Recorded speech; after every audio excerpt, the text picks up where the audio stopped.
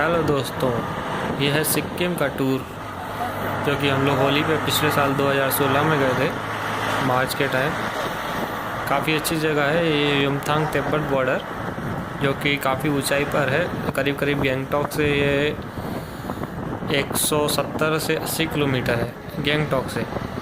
और काफ़ी सुंदर दृश्य है और हर जगह बर्फ़ मिलेगी आपको, हर जगह बर्फ़, पेड़ों पर भी बर्फ़ रहेगी यहाँ पर।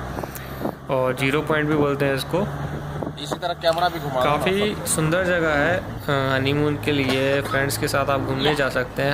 आप किसी के भी साथ जाइए, आपको यहाँ बहुत मज़ा आएगा। यहाँ पे हर तरह के आपको लोग मिलेंगे। यहाँ पे होटल्स की भी सुविधा है, मतलब आपको इससे थोड़ा एक नीचे एक पॉइंट है, वहाँ होटल मिलेंगे। यहाँ पे आपको पर्टिकुलर युमथांग में होटल नहीं मिलेंगे। और 1 नाइट स्टे है यहाँ पर, तो काफ़ी अच्छी जगह है। आप यहाँ पर ज़रूर जाइए।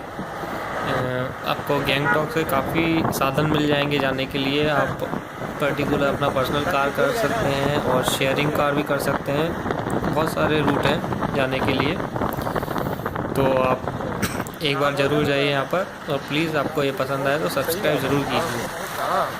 A to Z all in one.